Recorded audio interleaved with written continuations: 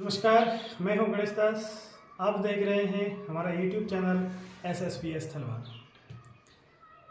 कक्षा 10 के मैथमेटिक्स के मॉडल पेपर के आज अपन अति लघुत्तरात्मक प्रश्न किस प्रकार के आएंगे इसके बारे में अपन पढ़ाई करेंगे। आइए देखते हैं इन प्रश्नों के बारे में।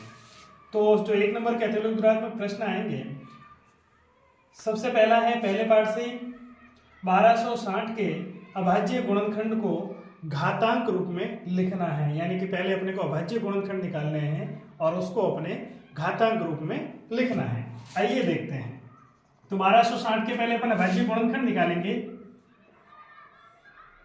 सबसे पहले 2 का भाग देंगे, फिर 630, फिर 2 का भाग दिया 315, फिर इसके अंदर देखो 2 का भाग जाता नहीं है तो फिर 3 का भाग भी 4 और 5 9, 3 का भाग जाएगा एक बार और फिर 5 बार, 105 बार। फिर अपन किसका भाग देंगे, आइए देखते हैं कि 3 का भाग अभी भी जा रहा है। पहले गया 3 बार और 15 में गया 5 बार। 35 के अंदर 5 का जाएगा, फिर 7 आए 7 का और 1। अब इसको अभाज्य गुणनखंड अपने आ गए तो अपन लिखेंगे 1260 के अभाज्य गुणनखंड। 1260 के अपने पास अभाज्य गुणनखंड आए 2 गुणा 2 गुणा 3 गुणा 3 गुणा 5 गुणा 7। अब कहता है ये कि घातांक रूप में लिखिए। अब इसको अपन लिखेंगे घातांक रूप में। 2 कितनी बार है, 2 बार, तो 2 की घात 2। 3 2 बार है तो 3 की घात भी कितनी आ जाएगी 2। 5 एक बार है, 5 की घात 1 और 7 की घात भी 1। ये हो जाएगा अपने घातांक रूप में लिखना। तो सबसे पहला प्रश्न इस पार्ट से है। उसके बाद देखिए नेक्स्ट प्रश्न।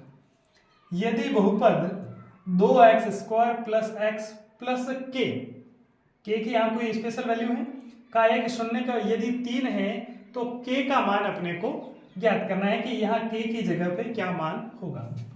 मानते हैं कि अगर fx अपने पास दिया हुआ है 2x² प्लस x प्लस के, क्योंकि इसका शून्य कितना है 3 है, यानी कि अपने पास fx कितना है, x की जगह पे मैं क्या लिख लेता हूं 3, क्योंकि ये प्रश्न में दिया हुआ है। तो 2 और x की वैल्यू क्या हो जाएगी यहाँ पर 3 का स्क्वायर, क्योंकि एक शून्य कितना 3 दिया हुआ है ना, इस वजह से x की जगह अपन क्या रख लेंगे x की वैल्यू, प्लस x की जगह फिर x की वैल्यू क्या लिखेंगे 3 और प्लस में क्या करेंगे k और शून्य के निकालते हैं तो बराबर में क्या आता है 0। बहुपद 2x² ax² plus bx plus c is equal to क्या आता है अपने पास में 0। और आगे बढ़िए f3 बराबर, इसको मैं मिटा देता हूं, अपने पास क्या निकल के आएगा 2 3 का स्क्वायर कितना हो जाएगा 9 प्लस 3 प्लस k बराबर 0। और बढ़िए आगे 2 गुणा 3 कितने हो जाएंगे, सॉरी 2 गुणा 9 कितने हो जाएंगे अपने पास 18, 18 प्लस 3 कितने हो जाएंगे 21 प्लस k बराबर 0। और k की वैल्यू क्या आएगी 21 का इधर पक्षांतरण करेंगे तो माइनस k 21। तो k का मान क्या है अपने पास में माइनस k 21। ये रहेगा अपना आंसर। इसके बाद अपन नेक्स्ट थर्ड क्वेश्चन देखते हैं कि 9 पेंसिल और 8 पेन का मूल्य। आइए अपन थर्ड प्रश्न की तरफ जाते हैं।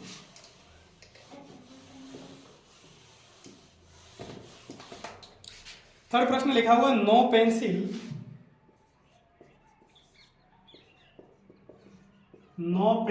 व 8 पेन का मूल्य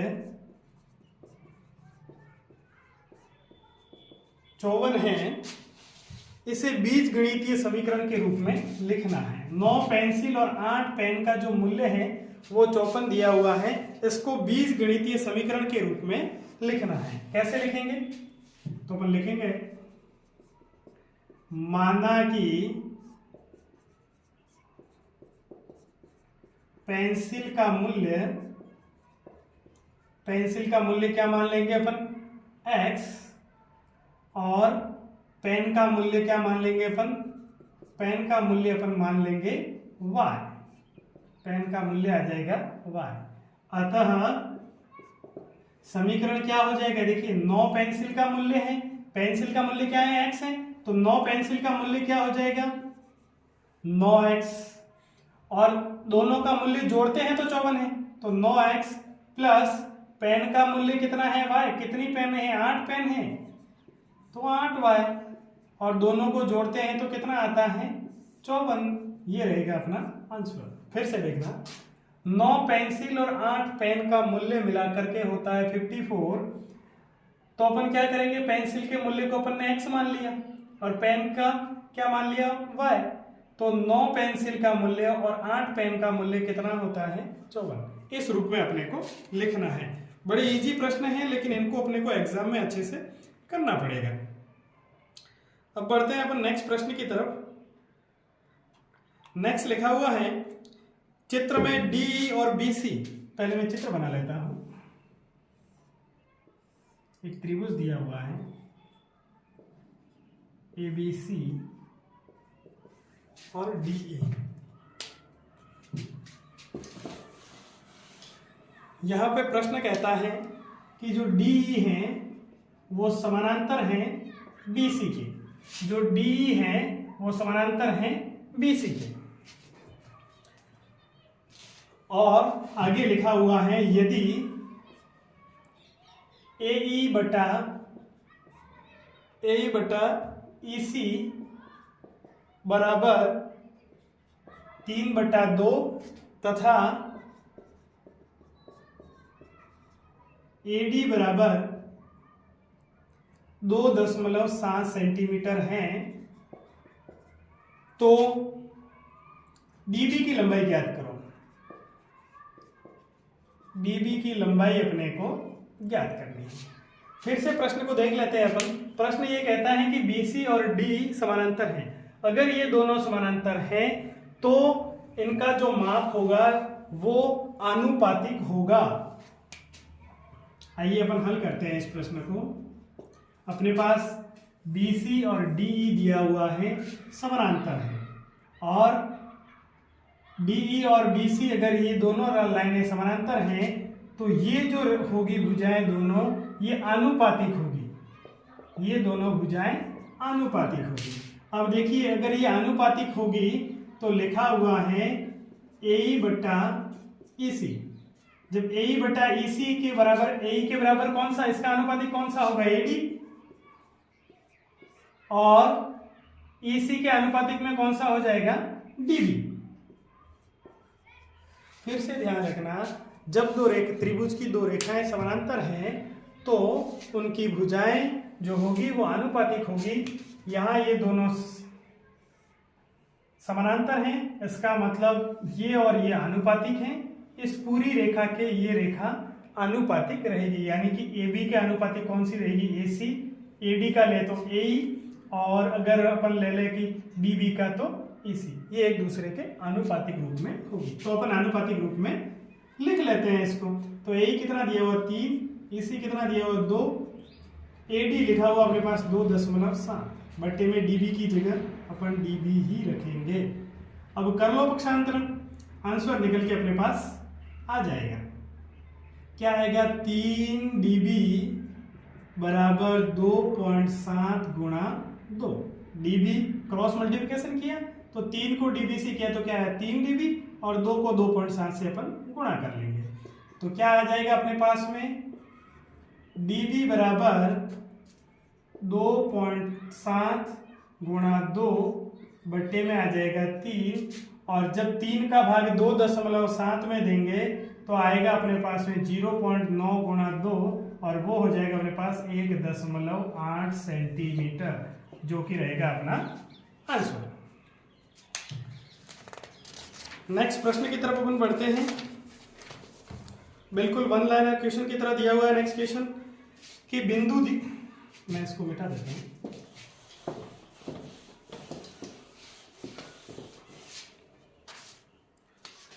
कोई बिंदु दिया हुआ P जिसके निर्देशांक है 3 और 4 की x अक्ष से दूरी कितनी है, कि x अक्ष से दूरी कितनी है। तो तो यहाँ देखिए बिंदु P, इसमें ये वैल्यू किसकी, x की, ये वैल्यू किसकी है, y की। कि x अक्ष से दूरी, x अक्ष से कितना दूर है, y का ही तो देखना है। जब भी पूछा जाए कि x अक्ष से कितनी दूरी है तो y के निर्देशांक लिखने हैं, और जब पूछा जाए कि y अक्ष से कितनी दूरी है तो अपने को x के निर्देशांक लिखने हैं। तो इसका हल क्या लिखेंगे अपन कि x अक्ष से दूरी कितनी हो जाएंगी, y के निर्देशांक लिखेंगे। अगर यही प्रश्न होता कि y अक्ष से दूरी कितनी है तो y अक्ष से दूरी कितनी हो जाती, 3, और x अक्ष से दूरी कितनी है, 4। तो ध्यान रखना, x अक्ष से दूरी पूछे तो y के निर्देशांक लिखना, और y अक्ष से दूरी पूछे तो x अक्ष के निर्देशांक लिखने हैं। नेक्स्ट अपना क्वेश्चन है 14 सेंटीमीटर त्रिज्या वाले गोले का संपूर्ण पृष्ठीय क्षेत्रफल ज्ञात करो। संपूर्ण पृष्ठीय क्षेत्रफल ज्ञात करो। तो सबसे पहले अपने को देखना है क्या दिया हुआ है, गोले की त्रिज्या। गोले की त्रिज्या दी हुई है अपने पास में 14 सेंटीमीटर, और उसके बाद क्या निकालना है अपने को, गोले का संपूर्ण पृष्ठीय क्षेत्रफल। तो लिखेंगे गोले का संपूर्ण पृष्ठीय क्षेत्रफल, गोले का जो संपूर्ण पृष्ठीय क्षेत्रफल होता है वो वृत्त के क्षेत्रफल का 4 गुना होता है। तो गोले का संपूर्ण पृष्ठीय क्षेत्रफल क्या होगा, 4 पाई r स्क्वायर। तो 4 पाई की जगह पाई का मान रखेंगे, पाई का मान होता है 22/7, और r स्क्वायर, r का मतलब त्रिज्या, त्रिज्या का स्क्वायर, त्रिज्या कितनी है 14 गुना 14, त्रिज्या का स्क्वायर कर लेंगे। आइए इसका गुणा कर लेते हैं, 7 से 14 कितनी बार कट गए, 2 बार कट गए।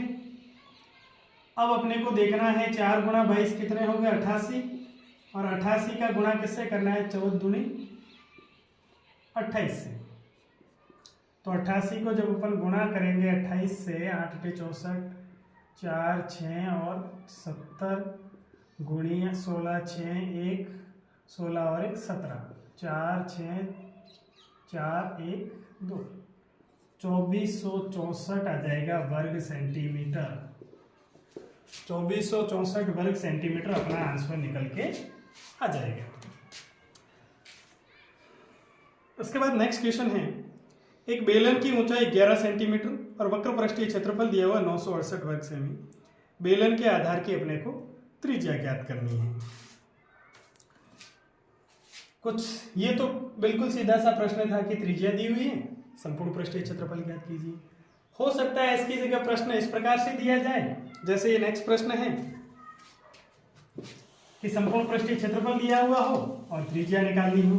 तो कैसे करेंगे, आइए इस प्रश्न को देखते हैं ताकि ये भी स्पष्ट हो जाए। जो बेलन की ऊंचाई है वो दी हुई है, बेलन की ऊंचाई यानी कि x वो दिया हुआ है अपने पास में 11 सेंटीमीटर, और लिखा हुआ है बेलन का वक्र पृष्ठीय क्षेत्रफल। बेलन का वक्र पृष्ठीय क्षेत्रफल, वक्र पृष्ठीय क्षेत्रफल है वो बेलन का वक्र पृष्ठीय क्षेत्रफल होता है 2 पाई RH, और वो कितना दिया हुआ है प्रश्न में, वो दिया हुआ है 968। ये चीज अपने को दी हुई है। तो 2 पाई RH बराबर कितना है अपने पास में, 968 है। और अपने को ज्ञात क्या करना है, अपने को इसके आधार की त्रिज्या अपने को ज्ञात करनी है। तो आइए देखते हैं, अपन ने लिखा 2 पाई RH बराबर कितना आएगा अपने पास में 968। चूंकि देखिए दिया हुआ क्या है, हमेशा जैसे अब कई बच्चे ये प्रश्न कर लेते हैं कि सर त्रिज्या ज्ञात करने का क्या फॉर्मूला होता है। त्रिज्या ज्ञात करने का कोई फॉर्मूला नहीं होता है, फॉर्मूले सारे बनते हैं। क्या दिया हुआ है, वक्र पृष्ठीय क्षेत्रफल दिया हुआ है, प्रश्न में या तो क्या कहेंगे, वक्र पृष्ठीय क्षेत्रफल ज्ञात करो, ये फॉर्मूला लगा देना। फिर अपने पास त्रिज्या और ऊंचाई दी हुई होगी। ये वक्र पृष्ठीय क्षेत्रफल दिया हुआ है तो यहाँ तो त्रिज्या नहीं दी हुई होगी या ऊंचाई नहीं दी होगी। जैसे इसमें ऊंचाई दी हुई है, त्रिज्या दी हुई नहीं है। तो जैसे यहाँ 3 चीजें, उसमें से 2 चीजें हमेशा अपने पास में दी हुई होगी। तो 2 की जगह 2 रखेंगे। पाई का मान कितना है 22/7, आर की जगह आर और एच की जगह कितनी वैल्यू है अपने पास में 11, बराबर में कितने रखेंगे 968। क्योंकि अपने को क्या ज्ञात करना है, त्रिज्या ज्ञात करनी है, इसलिए बाकी सबका अपन क्या कर लेते हैं, पक्षांतरण कर लेते हैं।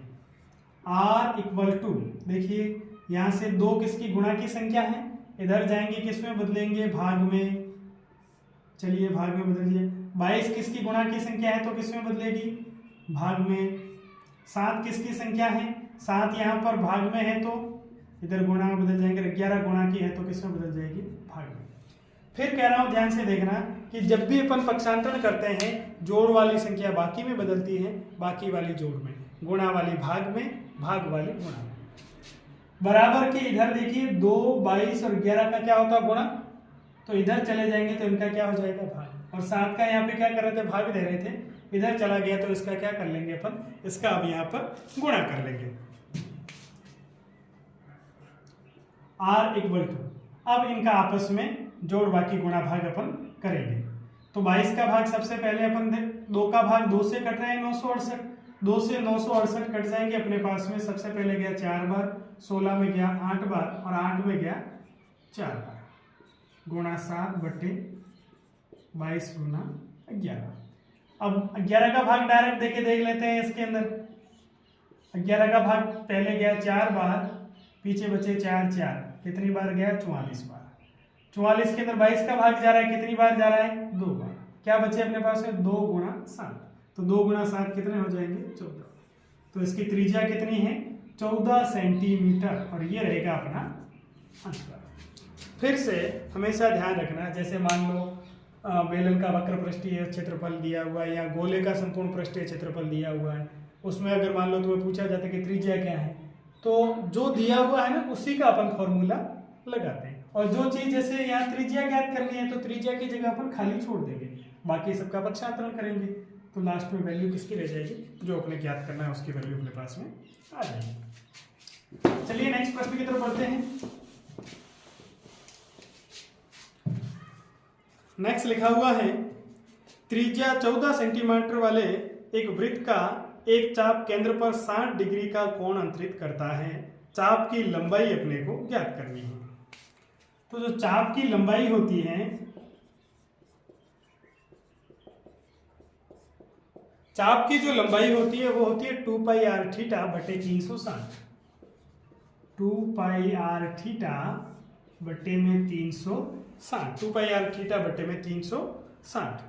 अपने पास में दिया हुआ है त्रिज्या 14 सेंटीमीटर, अपने पास में यहाँ पर त्रिज्या दी हुई है 14 सेंटीमीटर त्रिज्या अपने को दी हुई है, और 60 डिग्री का कोण अंतरित करता है। कोण कितने डिग्री का है, 60 डिग्री का। त्रिज्या कितनी है, 14 सेंटीमीटर की। ये चीजें अपने को दी हुई है। अपने को चाप की लंबाई जो है वो अपने को ज्ञात करनी है।